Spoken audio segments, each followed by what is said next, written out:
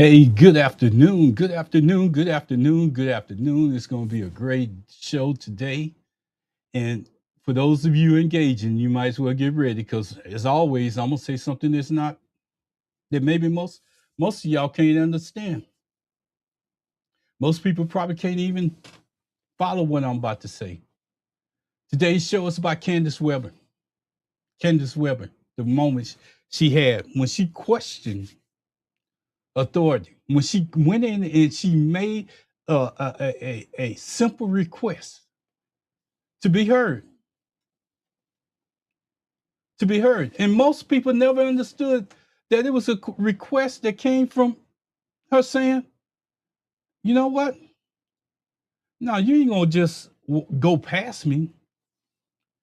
You're gonna hear what I have to say, and you're gonna understand that we are just as important. You're trying to get our vote. You're not trying to come in here and impress those people that were sitting in the front row, those people that occupied seats where other voters, because they have already given their vote to Candace, to Talarico. I'm sorry, excuse me. I'm kind of frustrated. I didn't even do.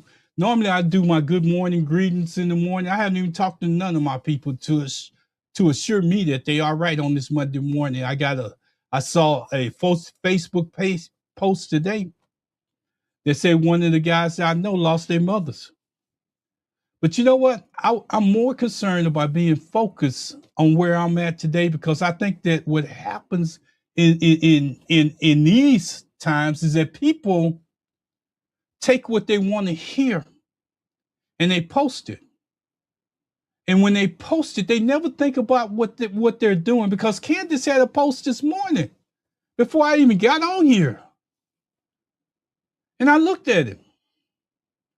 And the guy said, he was talking about James Talarico and how people using him just to get money out of him and this, that, and the other.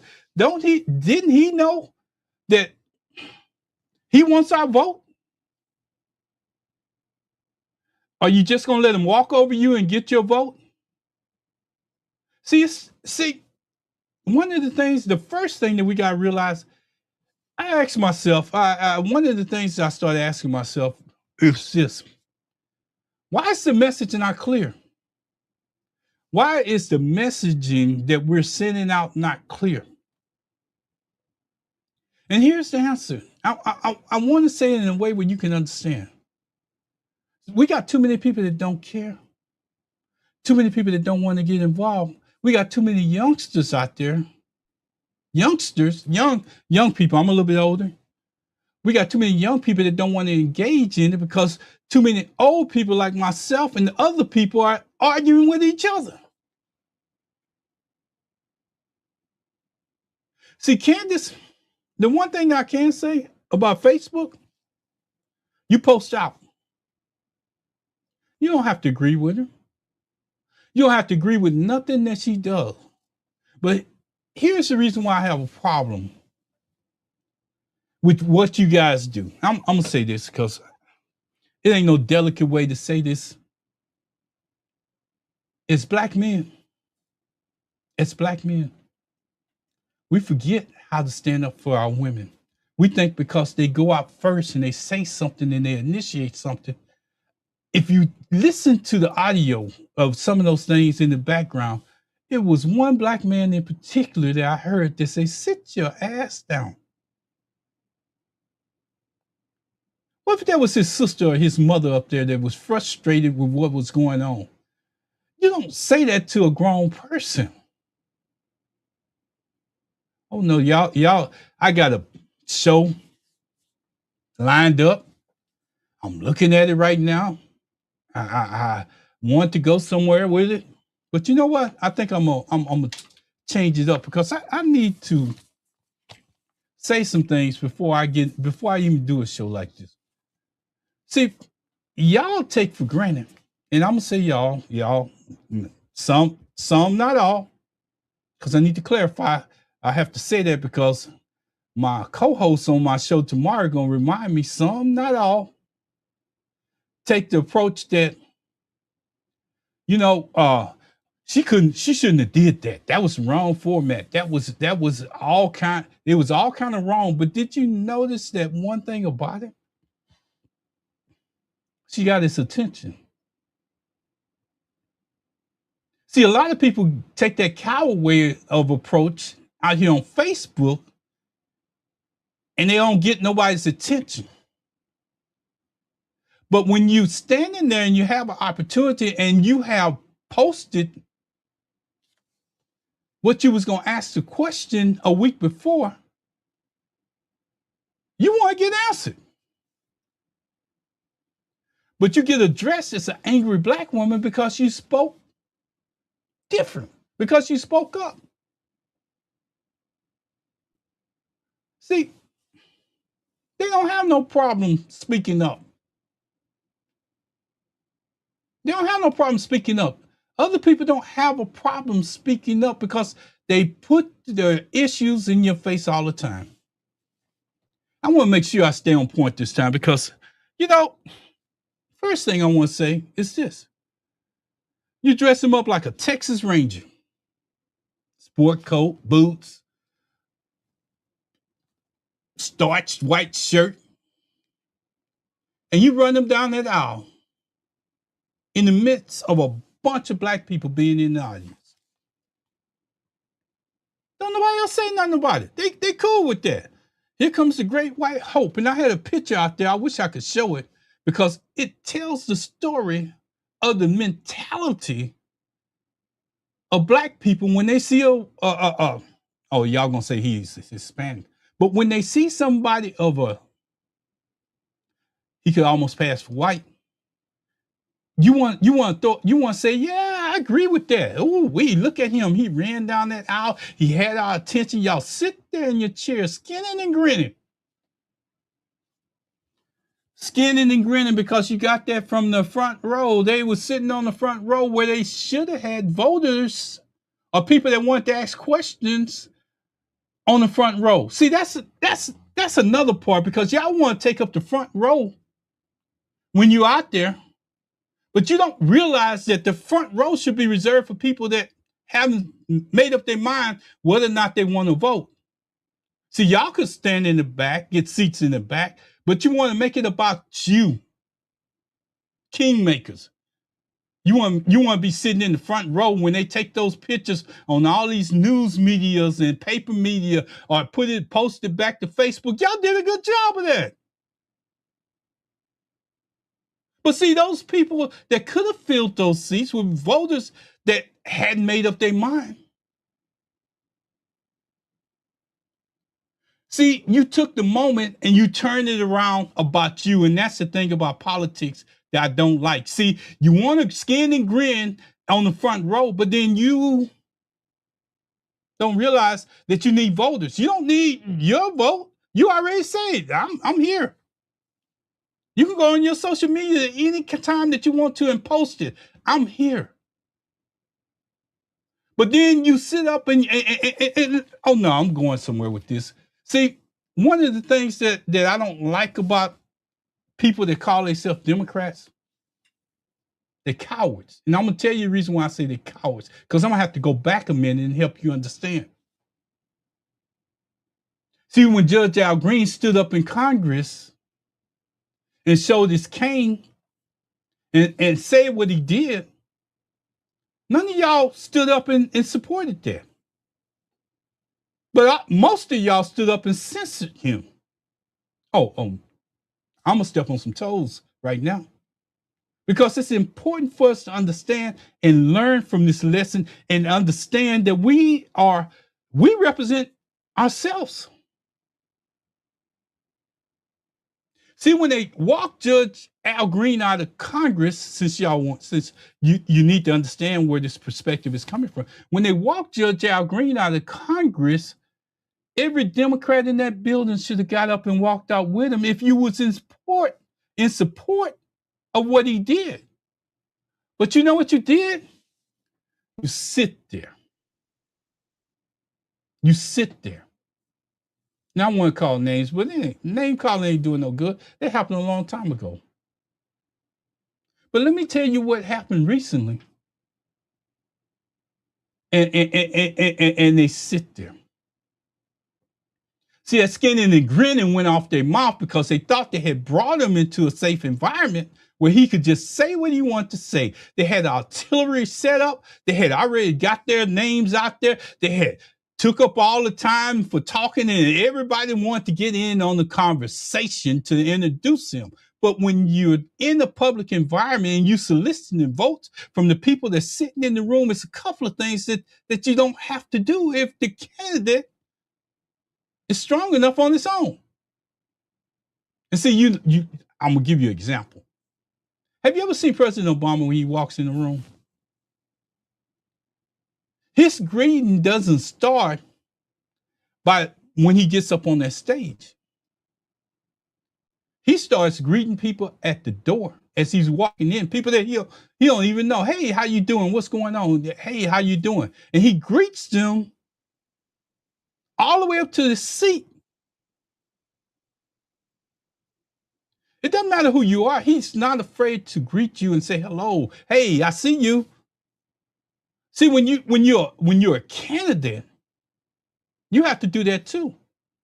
But see, your people so caught up in protecting your image that they forget that. They forget that one person that they could have impressed coming in the door for a vote in a hostile environment was the one that you spoke to.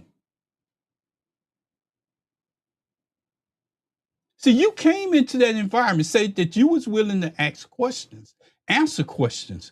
But what happened is your kingmakers and the people that were skinning and grinning on the front row, all the way at that whole row that wanted their pictures taken, messed up your whole format.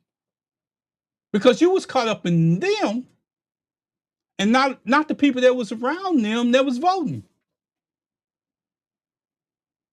So I'm just a little old person in Texas. I put up this little bit of media equipment.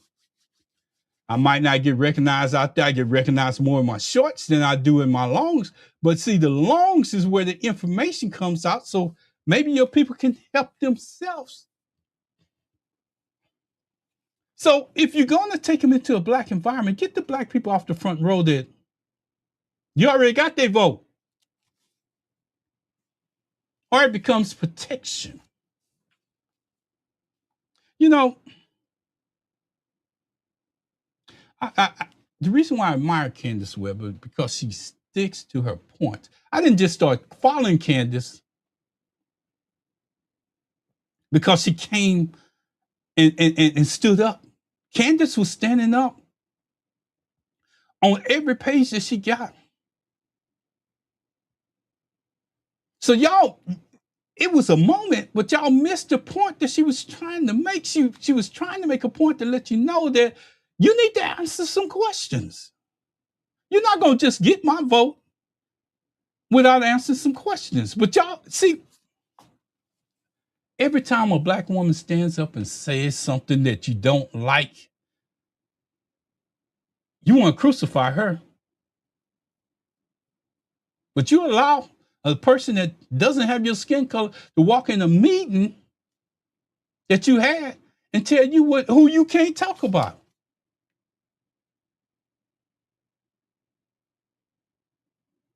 Who you can't talk about. You can't say anything about this person. Oh, they higher than everybody that's in the room. But see, this same person, and I put out a post. I want to see how many people paid attention to it. This same person called another candidate a mediocre candidate, or however he said it, a mediocre candidate, a mediocre man, or whatever, in his comparison to himself running for office. But see, you fall into that game, and then when you fall in there, and then when it's over with and you don't get what you want, see, because a person can say one thing to get into office. And that's the problem with politics and today, is that they're saying one thing, but once they get into office, it's a whole different story. They don't have your interests at heart, what they're trying to do is get a second term into Congress or Senate, wherever they're at, because they know if they don't fall in line, they're out.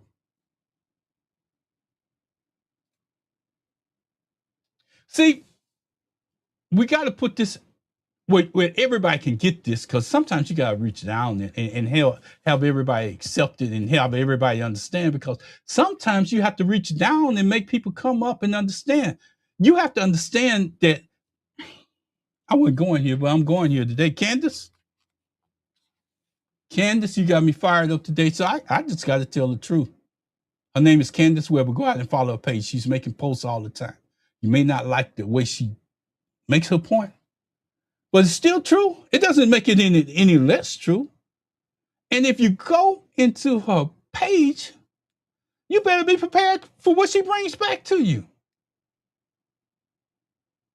If you go into the comments and you make comments, you better be prepared for what she brings back to you. See, I knew Kandice before she made that announcement. She was doing the same thing that she's doing right now. The only people that's changing is the people that were offended by what she did and how she did it. See, I don't have to do this video by Kandice, but because I know what's going on, because I can see what's going on, because I paid attention to what happened, I can do this video. And y'all don't like my shorts because I tell the truth. And you want to know why black people are mad? I'm going to tell you the reason why black people are mad. Because James Talarico should have never existed in the first place. Oh, I know. I'm going to be questioned on that. They say, well, what do you mean he should have never been there? He should have never been there. See, let me, I don't even know if I want to go there, but no, I'm going there. See, it was a person called Beto O'Rourke and a couple of other Hispanics. I think even the lady that's running for government is not getting as much controversy as he is, James Talarico. And I'm going to tell you the reason why she's probably not doing that. Because they had a plan put in place in Texas until James Talarico made a visit to New York. They had planned it all out. The strongest people in the Democratic Party had planned it all out. And you say, what, Ron? Wait. How did you know that? Because one of his people came out and told him, oh, I wasn't going to do this, but I'm going to do it anyway. I want to do this so you can see it. I like getting people's words. I don't want to misrepresent anybody. See, because that's the problem. See, we hide behind people. We hide behind things and we throw stones at people, but what we don't do is show proof. Like today, when I went on Kandice's page, it's a black guy out there talking about people always out trying to solicit money, take advantage, and they got a hustle going on. The reason why they say what they do against a candidate. No. That's not the case. That's not the case. Here's the thing. If you go out in public media, and because your people have done the research, you go out and you disarm a person before they get a chance to ask you a question. So you come out in the first minute of your conversation, 2 minutes of your conversation, 3 minutes of your conversation, not asking for a vote. The purpose in which you came out and said what you did, how you said it, was to disarm the host. Oh, I got 25 million that I'm putting into black media. I got $25 million I'm putting into black media. But here's what you need to ask that person when they make those statements on places like this. You need to ask that person where you wrote if you got 25 million set aside for black media, what are you leaving a check with the host where you at? Oh no, we're gonna go in. See, because the details tells a lot about the person. You can say something because you was able to get on the air because you knew that you had a broader audience. You knew that Roland Martin happens to be one of the number one black media stations that's out there. He's not afraid to tell you that because he knows who he is. He knows where he came from. He knows how much he put into what he's doing to get to where he's at. But you go on there and you want to disarm him. When he gave you the mic or turned it over to you, the first thing come out of your mouth is, I'm gonna donate $25 million to, but that's fine. You won. You made your point on national media, but you didn't say how much of a check you left with him for being on his show using his equipment and all the rest of it, the popularity that go along with it. You didn't say, well, I left him a check because I need him to continue pumping in, or I left him advertisement that I want him to pay, and I paid for him. So when he goes on the air, I want him to run this because I need the black vote. But see, y'all do, this is something that y'all do good because you have a running track record of talking, but not investing. Talking, but not investing. Oh, you think I'm just here talking. On satellite radio, Karen Hunter is saying the same thing.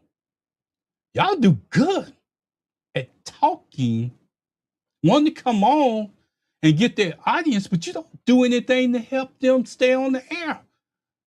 So you can leave a check wherever you were talking. And excuse my filing system. My filing system is made for Ron.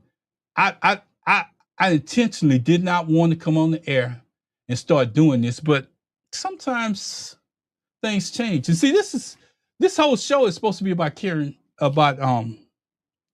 Webber, the moment that she had. And I don't want to take anything away from it, so I'm gonna kind of watch my time because I want to give her just due because she did something. She did something that the rest of y'all don't understand. Don't even have a clue of what she did that changed the dynamics of politics as usual.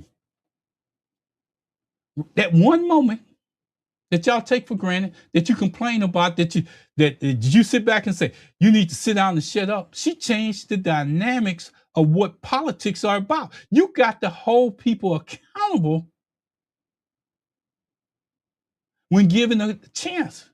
You can't do a layup question and see everybody else follows that layup. And that's what the campaign wants you to do, is give them layups. And I'm so all over the place right now. But I want to stay on point. I might have to do 2 shows on this because I don't think people get enough of just somebody talking to them, telling them. You know, I really wish I could go back and I wish I could go back and not know what I know now. And you say, Ron, so why are you saying that? Because the more that you get into politics, the more that you understand about politics, you just wish you could get in that voting ballot, get in there and just hit your ballot and go on. Because when you understand the dynamics of what's happening behind the scene, how many people try to play you in your face and say stuff and deceive you in any kind of way, it hurts. Because now you're not looking at politics the same. You're looking at it a different way. And I'm still looking, because I want to say this in a way where people can.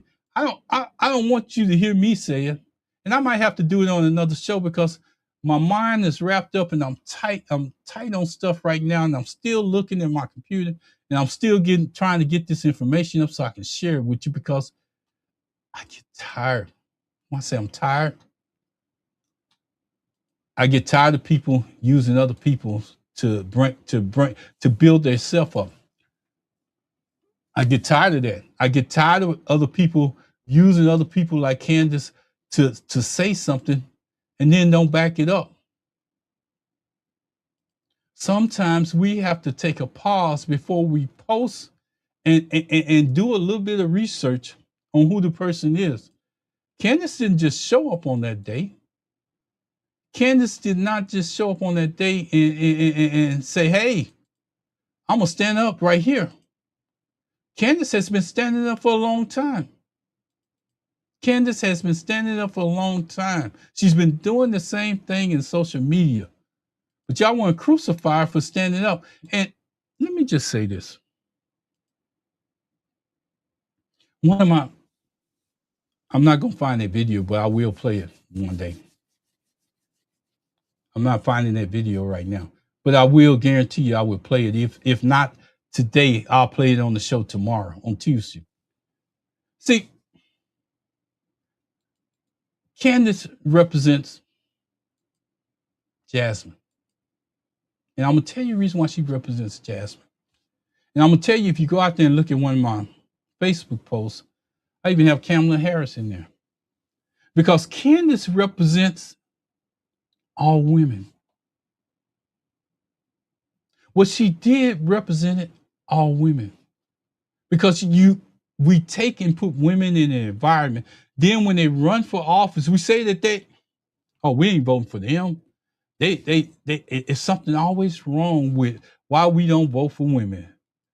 But when a woman stands up and makes a statement like Kandice did, you want to take that statement and turn it into something else. Can't do that. Because if it was a guy saying the same thing, if it was a man saying the same thing, you're not holding him up to the same standards that you're holding Kandice. Because if he stood up and he said it and it was true, what's wrong with saying that? What's wrong with it? I just don't get it. And maybe it's just me. Maybe you don't want to hear it from that particular person or a female. Let me get back over here because I'm still looking for that thing in my face. Look like it's all over the place. So you dress him up and he runs down the aisle and he looks like a Texas Ranger. He looks like a Texas Ranger. Not really starch blue jeans, but a starch polo shirt and a blazer. If he put on one of those hats, have you ever seen a Texas Ranger on an investigation on TV? You can tell them Texas Rangers because they got on these big old hats and they got on these blazers, they got on these boots, these expensive boots, and they got on those blue jeans and they say, I'm the man. Well, if you notice in police departments, when they get promoted to certain positions, guess who they try to dress like? Guess who they try to dress like? I want to share another story with you, and then I'm going to kind of jump around. You know, I'm looking at my notes because I want to make sure that I get this out because I was uneasy this morning. And I'm going to stick to my notes. I'm not going to even do my podcast right now. I'm going to stick to my notes because notes, and I wrote these down. You know, it was a lot that could be learned from Kandice Webber. They decided to change the narrative that made her look like she was the problem.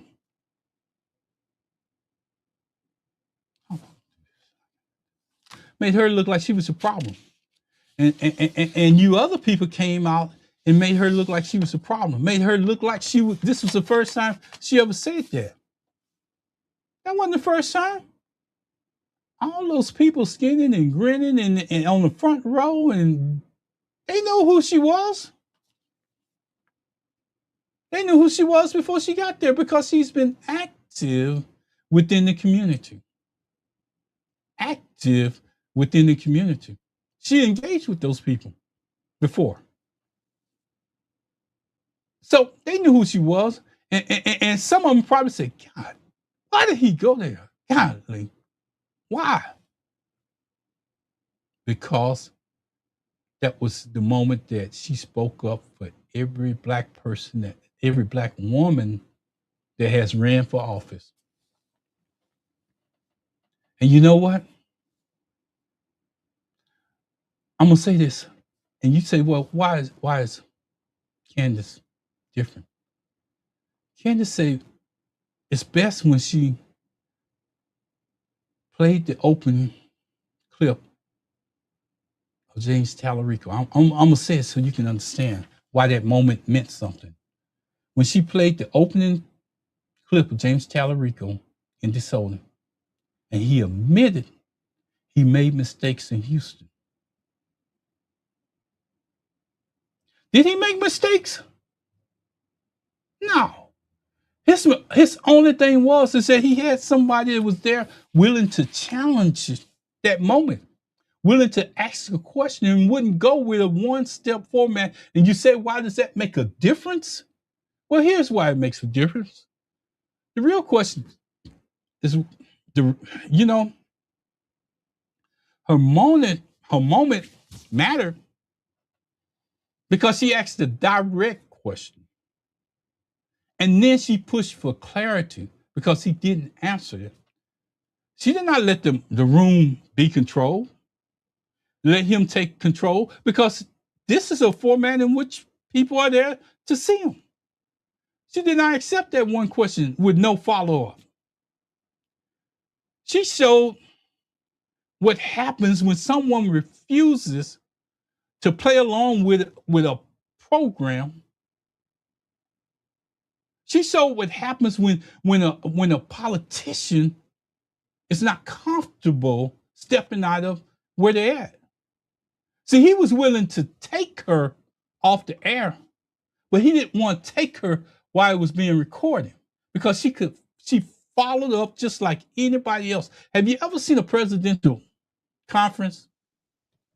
You notice what happens when a person does a follow-up question that maybe the president or anybody does, vice president, congressman, or whatever, don't want to answer? They conclude the press conference. So what James Talarico did, he tried to say, well, I'm going to be willing to take your questions in the back. But she challenged him. She has every right to challenge him. So you want to take me to the back room and nobody hears me what I'm saying. So she challenged him right there. But y'all got a problem with that because y'all don't want to hold him accountable for who he is. And let me tell you the reason why that became relative of everything I just got through saying about Kandice, because I need you to see this next part. What happened when he went to DeSoto after Houston? Very next day. Very next day. After Houston, everything changed. The room changed. The rules changed. The energy changed. DeSoto only allowed for you to have one question. No follow-up. You know what that did? For you people that out there running in Kandice Webber's page and pressing her and talking about what she ain't doing, and she says she's getting death threats and all the rest of that. What that did was mean that they did not want to put the candidate in a precious situation where he had to answer questions. So they changed the rules just that fast to protect him from being in that position again. You didn't have a second layer of questions because the first one wasn't answered the way that you wanted to, because if you went to the second layer, it made him look like he was out of place. So they protected. You can't protect a candidate that wants the vote from black people or any other vote from anybody else. You got to stop protecting the candidate and maybe say, maybe you should say something like, Kandice Webber really put me on the spot. But I'm gonna tell you, I stood there and I took it. So when you get there, people are not afraid to ask questions, but when you change the tone in which they can do it and you don't put it out, but you narrate it, oh yeah, it looks like everything's cleaned up, but it's not. It shows you as a weaker candidate. And let me help you understand something. Because see, when I put out posts, it's messaging in it. I put out a Facebook post not too long ago. It was messaging in it, but some of y'all would have stopped because you got to the point where you was looking at it as a personal attack against James Talarico. But let me tell you something. Let me tell you about the Kandice Webber moment. It showed you something that's in that candidate that he better get ready for.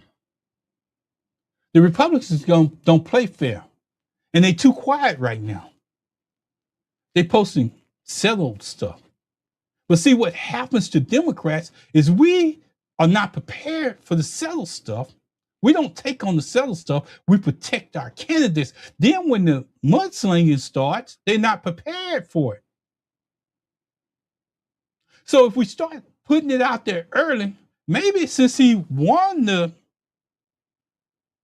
representative, maybe we need to start slinging more mud at him so he can be prepared for the Republicans, because I guarantee you, the closer it gets to November, they're coming after him. And you ain't going to have a chance to structure a one-question format. But you want our vote, but you want to put us in handcuffs when we ask the question. Oh, no. You don't get a chance to come back. No. The one-question problem. The one-question problem.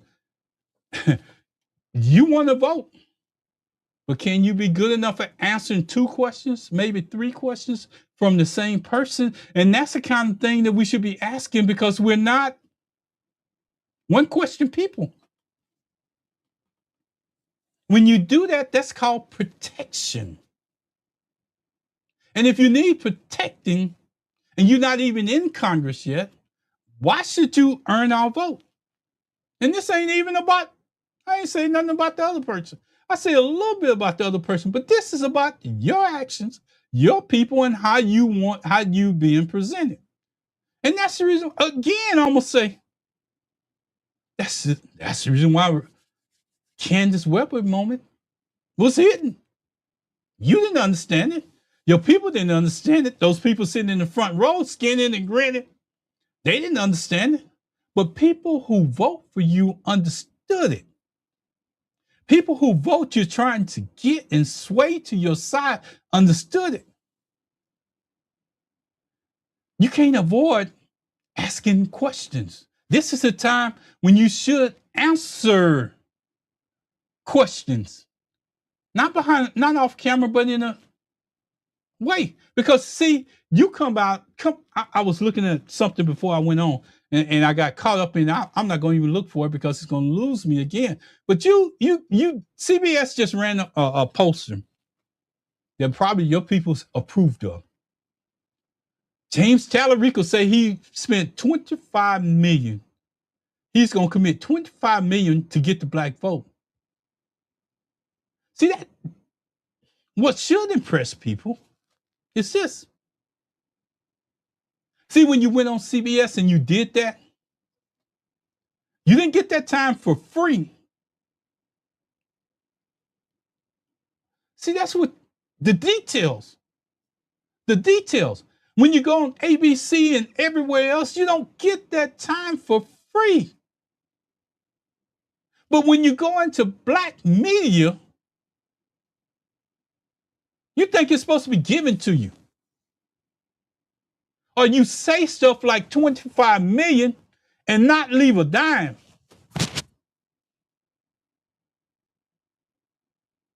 So see, black people, we got to do a better job of supporting people that's in roles of asking those people questions. They can't ask hard questions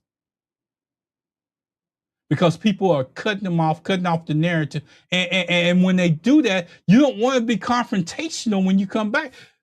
If it would have been here, I would say, well, where's my check? But then you become, you see, just like you did Kandice, you crucify the messenger, but you don't hold the person who said it accountable.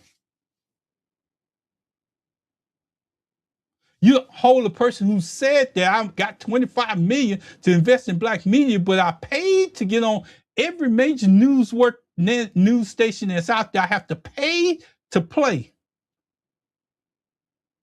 But you won't pay. I don't know, but I'm gonna just ask you a question because this is a question you need to ask him when he makes statements like that. How much money did you leave with Roland Martin for letting you come on his airways? You missed that. You know, here's the thing, and I need to dig into this because I need to make some points to help you make sense. A 34 count convicted president sits in the office of president right now. Only reason why he's not in jail is because he won the election. That shows you something important. A candidate's record does not guarantee you a win. Maybe you didn't hear me.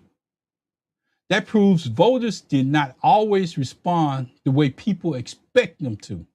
See, you thought because he was 34 count convicted criminal, you thought because all the other negative publicity going around him that he wasn't going to win over Kamala Harris. You know what? The record is there. Where is he sitting at right now? And you said, well, why are you bringing this up on here? Because if somebody would have challenged the system, if somebody would have been in a situation where they could challenge his record, if somebody would have just spoke up and said something or did something that was out of the norm. See, I don't care how confused Joe Biden was on that stage, but see, the decorum won't let you say, hey man, you're a 34 count convicted criminal. The only reason why you're not in jail is because you're running for president. That's your only way out. And you say, well, Ron, that's national media. Well, how does that tie back?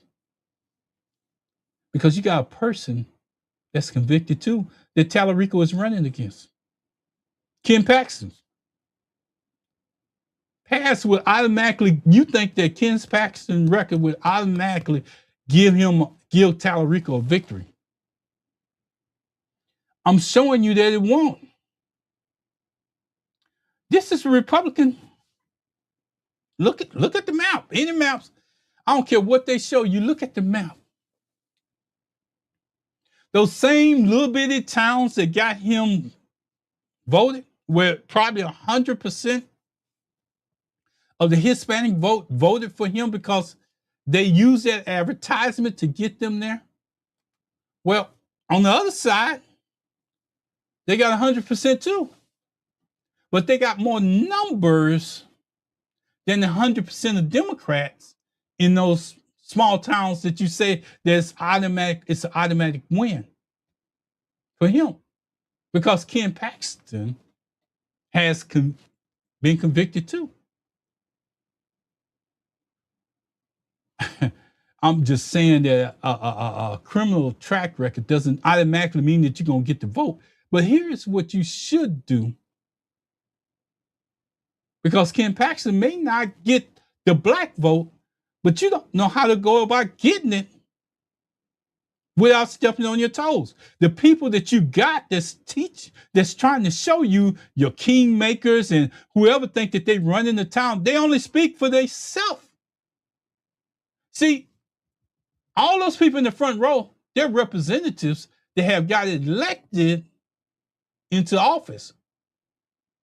But when they come into that format, they don't speak for the whole room in which Kandice Webber was standing in. They don't speak for that whole room. They just skin and grin in that front row and want to use your candidacy to promote them for their next election because they got behind you. But what if you lose? You think they're going to be sitting in the front row when you give that concession speech? No, they're not. You're going to have to walk on that stage by yourself. So if you need black voters, when somebody like Kandice stands up, Make that a moment to remember. If you don't do anything else, do a Obama. Stand up and say, you know what? Hey, Kandice, I don't know who you are, young. I don't know who you are, ma'am, but come up here with me. We're going to address this in front of everybody that's sitting out here.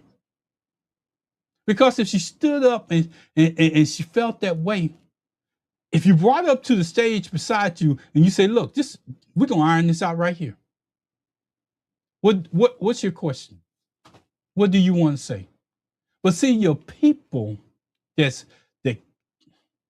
running your media and everything behind the scenes, that's standing behind the camera, making their little motions and making their little hand motions and all the rest of that. What they should have been telling you, hey, you in the audience are a live audience. We didn't set it up like DeSoto. But see, they protect you, and protecting you makes you look weak. You might be the best person that could handle it, but if they keep protecting you, we don't know. One question format. Does that make you somebody? Oh, before I get too far, I want to go here. See, I got a little bit of time. I was spending on this because you need to understand. We've seen this pattern before. Joe Biden, Donald Trump, and many observers, news outlets said that he performed poorly after that debate. He eventually had to step out of the race. The moment changed the direction of the election. It shows what happens when a candidate enters high pressure, and he can't handle himself. See, unless you want a repeat, and see, that's why I keep saying, the reason why I keep saying Kandice Webber moment, put you in a position where you know you need to go back and do some work. Your people are not giving you good advice because that Kandice Webber moment should have been handled a different way. And I think Pastor Regan said it best. You know, I would say, hey, Kandice, you know what? Come up here. Let's address this. Let's iron this out. Let's talk about this. You ain't gonna put me in a position where we can't talk about it. I might not agree with anything that she said. I might not have made no promises or anything what she said. But what I did do was give her a voice. And I gave her an opportunity to ask questions. So if I want Black people to come with me, to follow me, to go with me, that's what I'm gonna do. I'm gonna share this with you.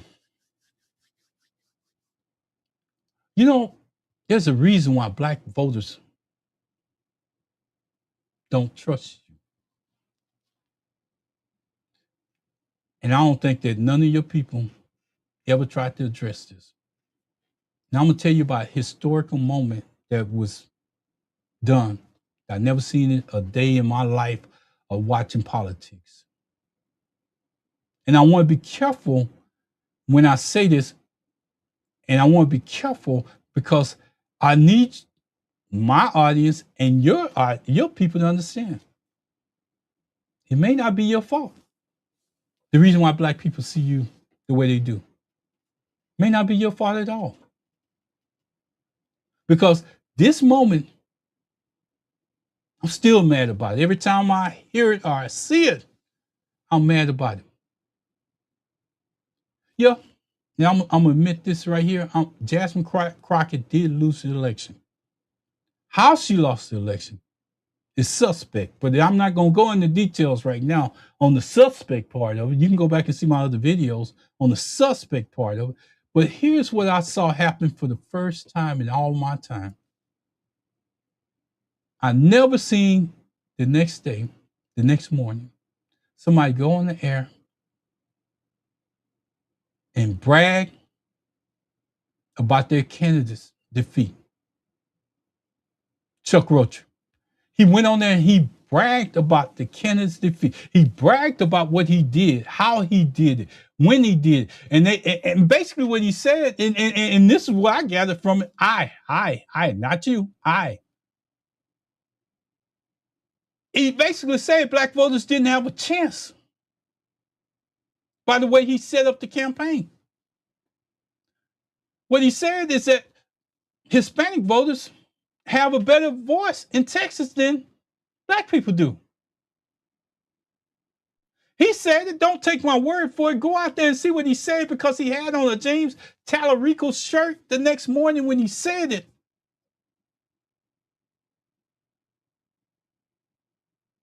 See, that hurt.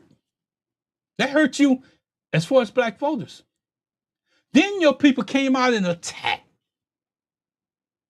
Jasmine for not getting on the campaign trail, running around with him. But see, you forget about the hurt that happened before then. You can play it off. Let me do the politician role so you can understand. So everybody can understand. You know, I have no control over what Chuck Rocha did, but I promise you, I will do a better job. You didn't do a better job of taking his aid in whatever you did, because you could have came back at that time when he said it and say, look, my name is James Talarico. I'm not Chuck Rocha. I'm not responsible for what Chuck Rocha started. See, while we're here, we're going to get something else ironed out. See, you don't go in front of a group of black people that was sitting in their audience and you seen it ha-ha and he, amen, and they're clapping their hands when you made that statement. I'm going to tell you what statement you made. Take Jasmine Crockett's name out of your mouth. Yo, but you did clean it up at the end. But see, you can't tell black people to take Jasmine Crockett out of your mouth when you didn't tell your own people in the audience that look like you the same thing, because they were attacking Jasmine Crockett. They were attacking Kandice Webber, and they still attacking those same people for not doing what you have not stood up and said in front of them. But you get in front of a black audience and you want to tell us what we can and can't say, but you don't get in front of your own audience and say, hey, I need you to do something for me. From this point on, I need you to take Jasmine Crockett's name out of your mouth. I also need you to stop emailing Jasmine Crockett or participating in her social media, trying to force her to do something, because I don't support that in your audience, not in a black audience, because we understand what Jasmine went through to get what she got. See, we understand how you beat her. Fair and square. You played a game, a long-term card that got everybody fired up while she was courting her people, black people, audience, which should have been enough to defeat James Talarico. No, y'all came in with a national media campaign and you beat him because she had a fight in front of her that she knew about, but she had a fight behind her from her own party. Oh, you say why? Why do you say that? Why do you say that? Because she's not going to step and fetch. She's not going to sit on her hands when something goes against the people that she got elected into office to do. She's not going to change. See, I'm going to go here. See, when you take PAC money, and you get all that money from different people and you get all that support from bundlers or whatever, however you try to cover that money up, and you don't have to do it no more because they just changed the rules on it. But whenever you get that money from them, trust me, they're coming back one day to get something from you. They're coming back to get something from you. Either it's to shut you up or to tell you to get in line. And that same money that they used to get you into that office, they will use to destroy you. So when you take money from people, Don't think it don't come with strings attached. And that's something that your people got to get used to. See, when you make a promise like 25 million going into black media, if I didn't look like I did, so wait a minute, how do you invest in 25 million into that media and you're not investing into us? See, what people should hold you accountable for is this. You didn't need the black vote going in. It was clear because it was stated in a way where we could understand it. Here's something else that happened. Now, and I'm going to say this. It was stated, what Chuck Rocha says, I went in there, I didn't have to go. He didn't say anything about the black vote. I want to clarify that. But here's what one of our own said after Chuck Rocha got up and did what he did the next day. I want you to understand what I'm saying. Gary Chambers said he didn't have to go after the black vote. Got that on tape too, but I'm not looking for him. He didn't have to. Gary Chambers looked like me. But what he was trying to do is tell black voters that he didn't need them then. But he was coming back if he won the candidacy to run against James Talarico. And what your people fail to realize is this. You're running back to get somebody that you left behind now. What your people fail to realize, unless you get them in the state of Texas to come on board, and I say your people that look like you, unless you get people that look like me, or unless you get people like Kandice Webber to come on board, unless you get people like that to come on board, you can't win against Paxton. Oh, I stepped on some toes just then. See, because all that skinning and grinning, wherever you go, running up in churches and all the rest of that don't mean anything. Oh, I'm I like putting facts out there. I don't like just talking. If you don't believe me what I'm saying, there's a candidate named Jamie Davis that's running in Louisiana. He don't have none of that money behind him. He's using small donations to run. He's everywhere. Everywhere. Everybody that he talks to can engage with him. He's not doing one questions because you failed to do it in Houston and got to DeSoto the next day and the whole format changed. You don't have to change the format around a person that's a sincere candidate. You let them go out and be who they are. Yeah, I'm talking about Jamie Davis in Louisiana. And you said, well, how you going to compare him to that? Well, the reason why I'm comparing this is because they're both trying to get your vote, but you don't sit back and question. You don't look at the changes, the details. You look at the outcome. And see, as long as you keep looking at the outcome, we're going to have a problem. You're going to have a problem with Kandice Webber. You're going to have a problem with anybody that steps out closer to the race that calls you out. And here's why I keep posting this stuff. So your people don't get on me and say, well, Ron, you keep posting this stuff on Facebook. It's controversial. It can't happen. It can't be true. But let me tell you what Ken Paxton and the rest of them are going to do. I want to lean in when I say this. As the election gets closer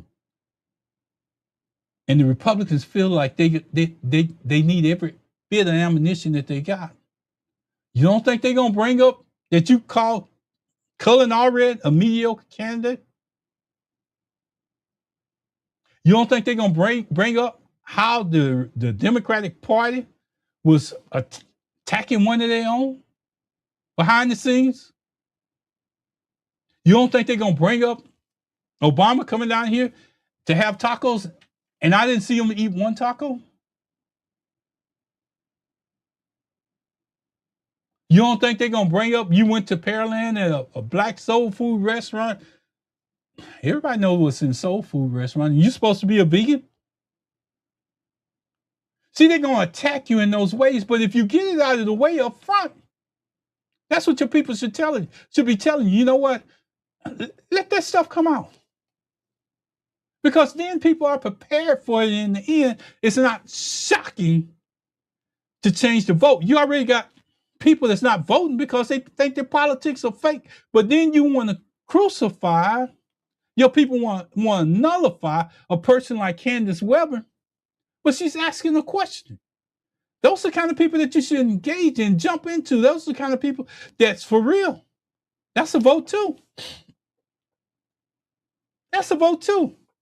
It's not given. Ain't nobody gonna go behind no line just because you're in a certain party and say, hey, just do whatever you want to me. No, you can't do that. If you expect that, if your people expect that, there's something wrong with them. You're not running the right campaign. So Kandice Webber was right to point out. Kandice Webber was your practice for a debate with Ken Paxton unless you clean it up. What you did the next day in DeSoto means that your people don't even feel like you're strong enough to hold a debate. Told you what happened during Biden. You out there and get embarrassed. You may not want to debate Ken Paxton because you're not strong enough, but you need to know that up front, because if you get out there and you embarrass your party again, they may not recover. That same party that you say, you're so proud, I'm a Democrat, I'm running for this party, I'm doing this. Y'all continue to make mistakes.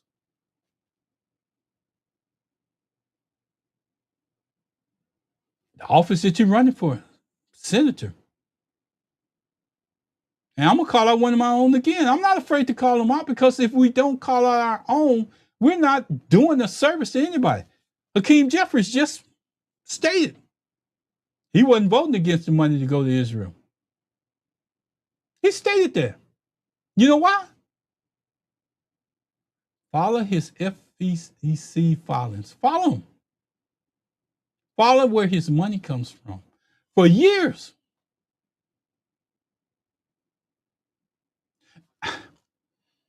I can't even get to my closing without saying this. I need you to listen to what I'm about to say right now. I have a person that I admire for years. For years. They had a fight, and they was there before anybody else. See, before there was a Black Talk Radio, there was a place on Blog Talk Radio where you could go get the news, and you could hear different opinions from Black people that look like me. But here's where I departed. I followed that news. I even bragged on where that news source was coming from. I bragged on it. I never once followed up anything that they said in the commentary without an explanation of why I said it or proof. And I'm gonna tell you, I know how Kandice feels, because I did all of this, and this one person took it upon itself. The Houston Chronicle don't have the outreach that it did at one time, but it's still present. This one person decided from another whole state that don't know the local ground, everything that's going on. The only thing that they can get is what they read in the media. And I made a statement on the Houston Chronicle, and he came back and what he said didn't make no sense. But you know what happens in our media? If I would have went out and attacked him, I'm not about the algorithm count. I'm not about creating conflict. But if we don't get better as a people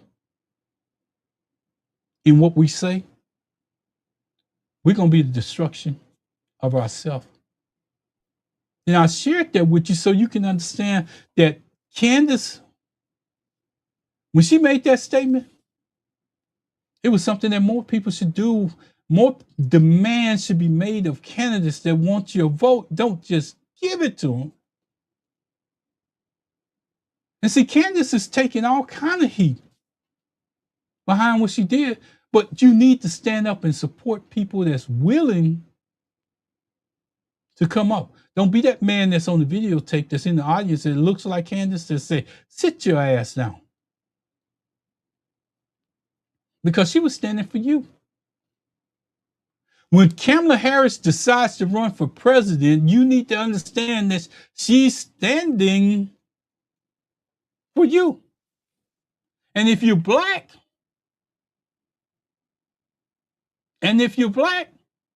you got to know that she's standing for you. She represents you in that format. That's going to take everybody to probably push her over. And it was people coming across the aisle that was willing to do that. But in such a short period of time, so much hate came from us that she had to overcome what was in front of her and overcome what was behind her.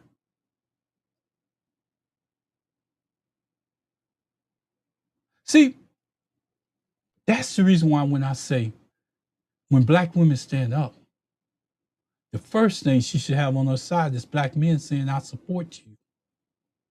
But see, y'all get out here chasing algorithms, calling yourself alpha males, beating your chest, but you forget Jasmine Crockett represented maybe your daughter. Jasmine Crockett represent maybe your baby sister.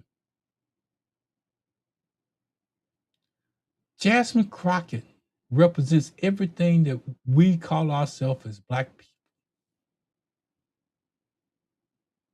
But we don't get on board. What we do is we allow other people to distract us and get what they want. And then when they get what they want to come back and treat you like a yo-yo. They want to reel you out, let you spin at the bottom.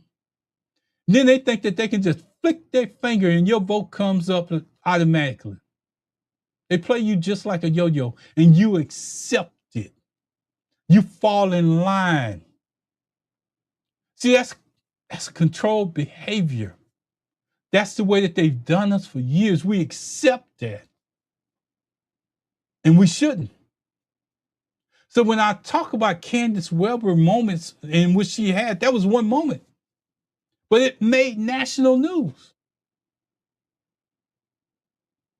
We need more Kandice Webbers to break the decorum because they're doing the same thing. We need more Al Greens to stand up doing a live conference, a live meeting, and hold up their cane. We need more people like that to stand up for us. But see, we need to follow their actions because they stood up. That's an action. They did something different. We need to make sure that we're behind them. Or else we're a party. I say we. Because in my heart of hearts, I still support the Democratic Party. But I can't follow a party with no message. I can't follow a party that won't stand up for their own. I can't follow a party that's going in a whole different direction than the whole group of them are. They are dismantling themselves right before your eyes. And we too, I don't know what we too. I almost say too crazy to just look at. I wanted to say something stronger, but we don't even see it. We're not looking at it as dismantling, but it's happening. So in the Northeast, and let me just tell you what I'm talking about so I can explain this, and then I'm gonna get out of here. In the Northeast region of the United States, they play by different rules. When they come out to talk, they have to talk different than somebody down in the South. When you're on the West Coast, you have to talk different than somebody on the East Coast. When you get to the Midwest region, the politics are different.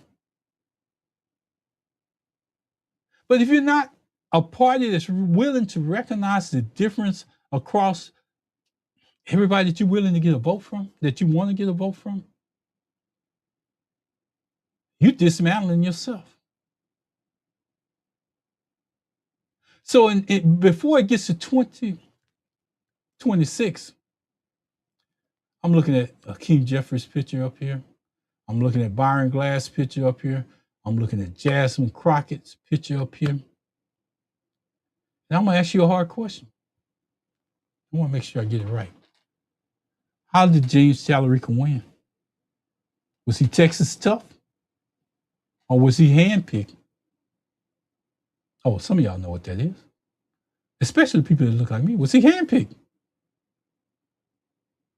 If he was handpicked, y'all need to build him up. Y'all need to let him know that he's going to need these people that look like me to come on board. And you see me looking off screen because I want to make sure that I get it right.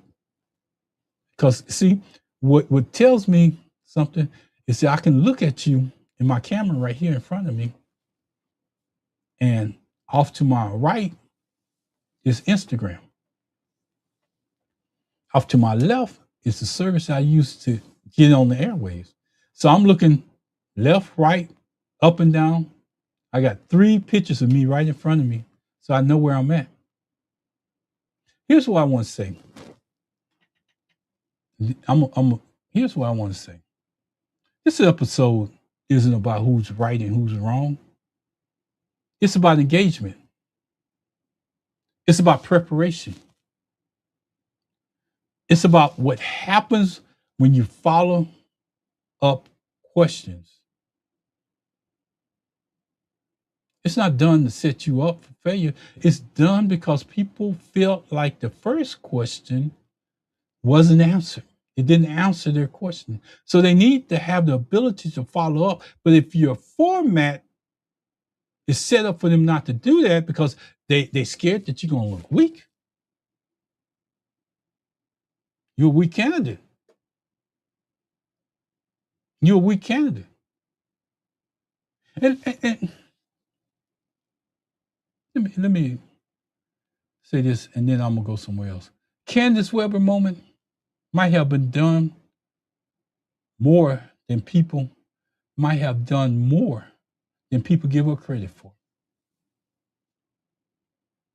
But what it shows us as a people what real conversation is about. And that is the question I'll leave you with today. But before I go, I gotta do this. See, I made some notes and I haven't got through it. I want to see, because one of the craziest things I know, and I'm gonna say this, stop letting people introduce you. Because when they introduce you, they take away from everything that you bring to the table. You can bring yourself to the table. You don't need nobody to introduce you. If they don't know who you are before you get in that room, if they don't know who you are, you shouldn't be there. You don't have to build up a person to come into a room. If I didn't advertise, I did everything I was supposed to, and I know I call it a town hall meeting where people can ask questions. Only thing I want to do is get to the stage and let people ask questions and answer questions because I need their vote. All that other cakewalk stuff and whatever they call it, building up to have you look like you. I'm trying to stop from saying it, but I'm gonna have to say it to make my point. Making you look like you the great white hope running down that stage and getting up there on that stage, and then you get up there and you don't want to answer no questions. Yeah, Kandice Webber was right. No, you can't do that. You can't do that. I'm still flipping through my notes, so I want to make sure. And I told you about the Chuck Rocher moment because I never seen another candidate. I never seen a boaster, whatever y'all want to call him, or a person that's been on national media do that the next day after the election. Basically, what he did was stomp, walked around with his chest poked out at the expense. And I always say, when I speak of Jasmine Crockett, I try to add this behind it. At what cost?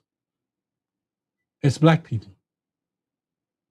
Do we allow a sister to have somebody stomp on her defeat? Well, she's a better person than I am, because I would be saying the things that I'm saying right now on social media, but she hasn't did that. She's a better person than I am. I give her that. You see, what your people need to understand is that she's a better person than any of them are, because if you're still attacking Kandice Webber and you're still attacking Jasmine Crockett and the election is over with, she's a better person. She's a better person and continuing to do her job at the same time in D.C. She's a better person. So don't ever say take her name out of your mouth, because she represents us. And you don't have a right to do that in that environment. Now, if you go to your environment and you say take her name out of your mouth, I can understand it, because they're attacking Jasmine Crockett. They're attacking Kandice Webber. And you playing like you don't know what's going on. Because just like you got the information before you went on Roland Martin about what he has asked for, or you go anywhere else and you getting people to say that you putting $25 million into Black media, how many checks have you wrote?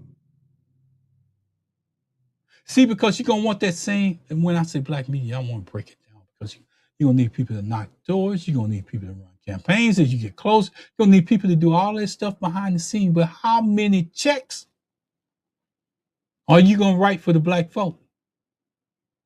And see, why people are out there crucifying people like Kandice Webber and me for calling out facts,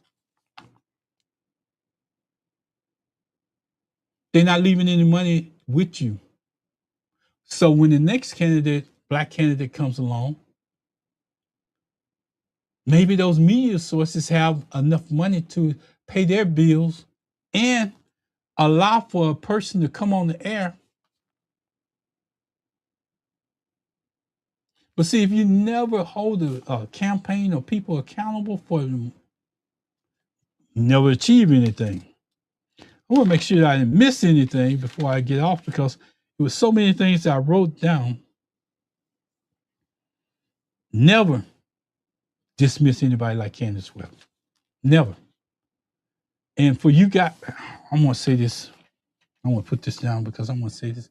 I want to lean in when I say this. Black men, when the sister stands up, you should stand beside her. I see a lot of y'all coming in Kandice's comments saying what she shouldn't do, what she should have did, calling her everything else. The person I was telling you about, calling her a Zionist. But he don't know what she put in, because he's not here. Don't do that. Because every chance that she gets, she supports you and what we stand for as a people. What she did was challenge the system. And if you're a weak man and you can't handle it, don't attack her. Attack yourself. Call yourself what you are, a weak man. And for anybody that was skinning and grinning in that first row that felt like Kandice didn't have a right, because I haven't heard any of y'all come out to support what she said or the way she did it. None of y'all came out. None of y'all haven't got on her page when these people are crucifying, making death threats and everything else. None of y'all come out and say, oh, you kingmakers in Houston, you run candidates all over, but you don't come out and support one of your own. She doesn't live out of state. She lives right here in Texas. She works right here in Texas. But none of y'all have came out in support of her. But everybody that she has worked with in the past that knows her has come out to support her. They won't let you call her a sister that a mad sister that's up there without a question, because you guys got voted in by the same people that you're not coming out to support, because Kandice Webber probably voted for one of you guys, but you ain't gonna come out and support one. That's the reason why I say skinning and grinning. You sit in that front row and you skin and grin. All you people that's taking pictures after the thing was over with, skinning and grinning with them, you're complicit.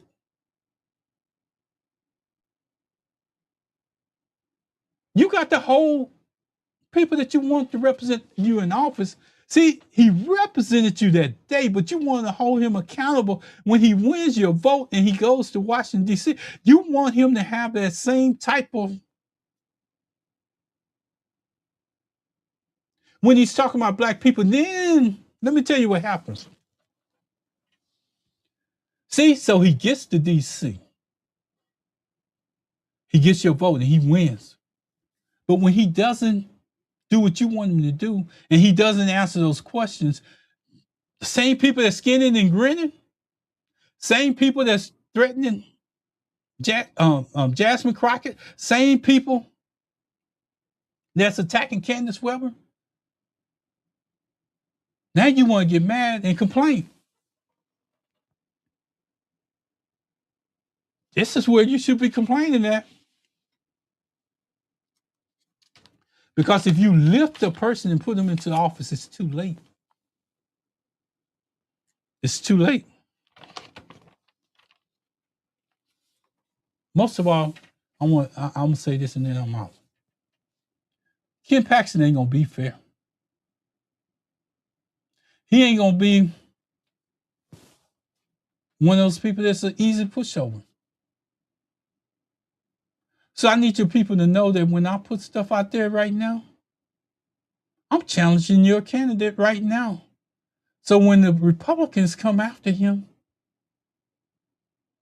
and they will, when they come after him, most of the stuff will already be put out. What they gonna come back and say?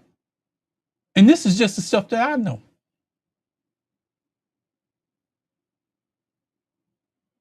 Just the stuff that I know. I can research and back up with facts. So when you get out there and you think that you got an angry black woman, you think that I'm just posting stuff and I'm just trying to get clickbait, I don't care. See, most of my equipment that I got is paid for.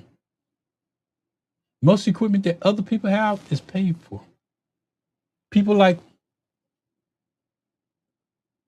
Karen Hunter, Roland Martin, their equipment is paid for too. So when people challenge people running for office, this is the time to do it. Not afterward. Not afterward, because then it's called complaining. So don't sit there and act like you don't know what we're talking about. Don't sit there and go in people's comments because they made a statement because that's how they feel. Don't attack people who's doing what you should have done. I'm looking up to check my comments. Who's doing your job for you. Because if you don't get him in line right now, you could be embarrassed. Ken Paxton, out of all the stuff that he got, I didn't hear him talk and defend his position. And he does that well. So if your candidate ain't on par, you ain't gonna be able to stage during the debate. Not gonna be able to do it. Yeah, you can't protect him. Because once that camera starts rolling, it's on him. So let him get that practice of being asked hard questions. Don't send him out to set up our people. Don't send him out to disarm our people because you did your research on what they asked for. Saying 25 million. Where have you wrote a check for 25 million or part thereof? Show me the check. Scratch out the account numbers and everything else. Show me where you left a check at in black media. All right, I'm done. I hope you enjoyed it. I think my clip's going to do better than probably the long form. But any of my media shows, tomorrow night we're going to be on with Byron Glass, Pastor A.F. Riggins, and we're going to be in it. Because they bring their own cup of tea to the tea party. I just use that description, but they bring their own cup with them. When they sit down at the table, they got their own individual things that they bring in. So I want to say, join us tomorrow at 7:30. And on Wednesday at 1 o'clock the same time, I'll be back on. I think the topic is going to be relevant. If you go out to my Facebook page, I got a banner up there posted of all 3 days. Go to my Facebook page. You can go to Round Spikes. You can go to Blog Talk Radio USA. You can even go to Two Gents or just sit in your space. And you'll see. I'm trying. Kandice Webber is trying. Kamala Harris is trying. Every black woman out there is trying to get you to get on board and understand. They look like you. We're out of here. I want to say thank God for giving me this format. Thank God, because I'm gonna continue doing this as much as God gives me the ability to do it. I'm gonna continue doing this. I hope you enjoy it. I hope you got something out of it. I hope it was relative to what you're trying to do and relative and to the James Talarico count. Take some of the things I talked about doing this video, because you're getting advice from people that you already got their vote. They don't care if you pass or fail. So if you take the advice, let me tell you what I will do. If you take the advice that I've given you, you don't have to give me credit for it. But if you take the advice that I've given you, I might be persuaded to vote for Talarico. Some of y'all go back and look at my prior statements before then, and you understand. I'm out of here. Y'all take care. Y'all be good. Do whatever you're doing in your day this Monday. And as soon as I get off the air, I'm going back to my people. Y'all take care. Bye-bye.